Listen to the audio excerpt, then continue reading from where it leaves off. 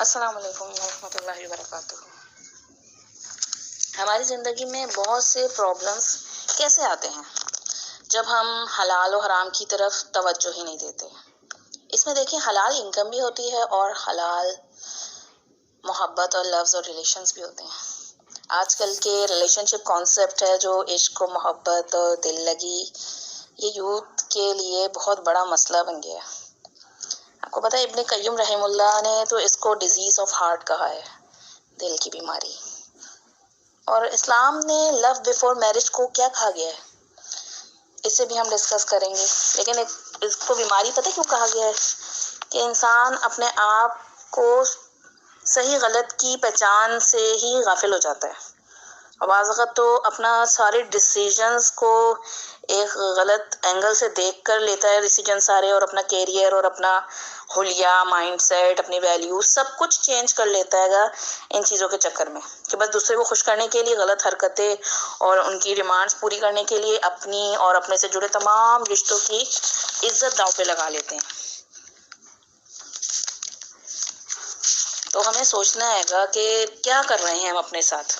ऐसा होता है ना, रातों को बातें हो रही हैं, फिर क्या होता है कि आप नॉन महरम से बातें कर रहे हैं, फिर उससे फीलिंग्स डेवलप होती हैंगी, फिर वो डिज़ायर्स तक पहुंचती हैंगी, और फिर जो आजकल के माहौल में चल रहा है मैं उन्हीं बातों को डिस्कस कर रही हूँ कि फिर बाज़ वक़्त तस्वीरें और वीडियोस एक्सचेंज होती हैं, मुलाकातें होती हैं, यहाँ तक कि अल्लाह ताला की लिमिट्स को क्रॉस किया जाता है, हुदूद पामाल होती हैं, और फिर एक इंसान फूल्स पैराडाइज में भी जी रहा होता है कि शादी तो कर ही लेंगे, all time stuck to your smartphones, बस हर वक्त उस इंसान से अटैच, पहले उसके बारे में बस हर बात सोचते रहना, उसी से हर वक्त कनेक्शन में रहना।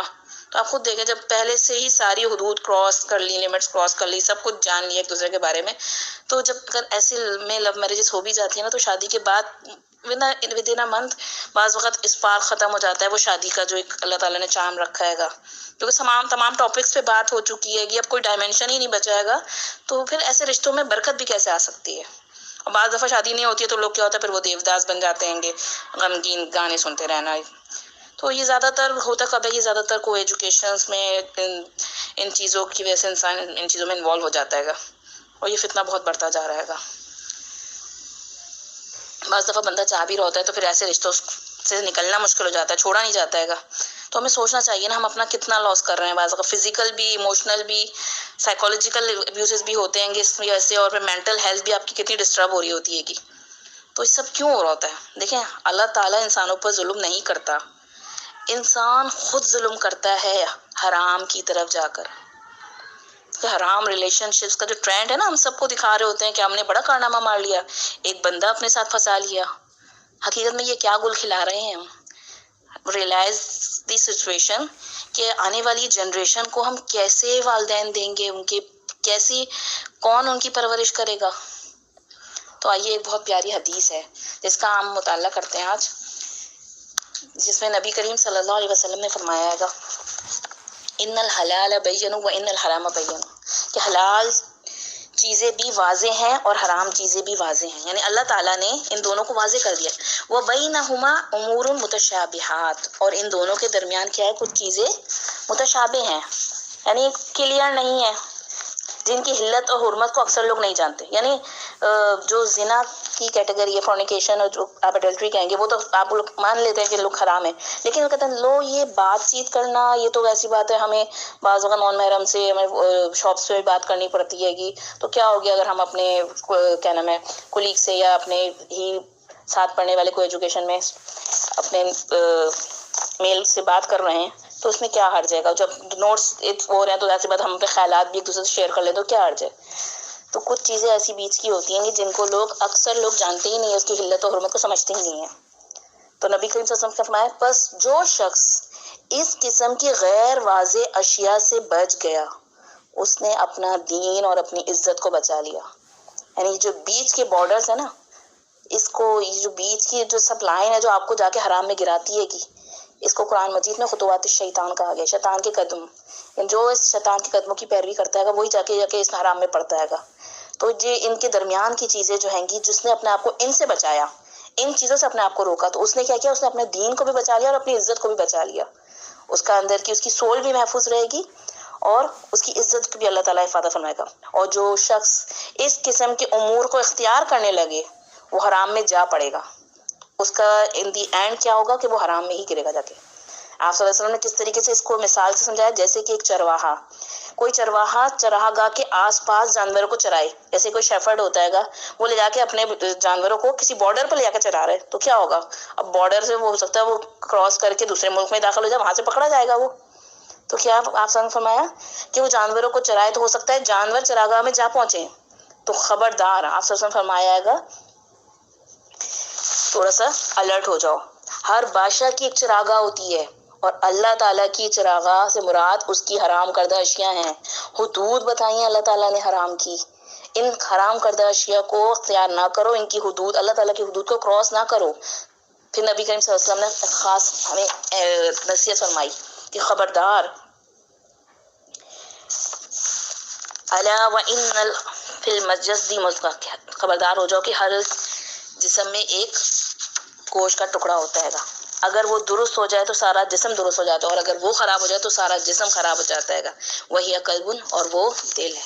अगर बंदे का दिल दुरुस्त हो जाए ना तो सारा जिस्म दुरुस्त हो सकता है, सारी राहें दुरुस्त हो, सारी डायरेक्शन दुरुस्त हो सकती हैं। और अगर दिल खराब हो जाए ना, बंदे का दिल पोल्यूटेड हो जाए, दिल करप्टेड हो जाए, तो फिर क्या होगा, पूरा जिस्म आपका, पूरी आपकी जो सारे ख्यालात हैं और आपकी सारी जो जितनी भी अल्लाह ताला ने आपको जी नेमतें दी हैं वो सब गलत डायरेक्शन पे चलती चली जाएंगी।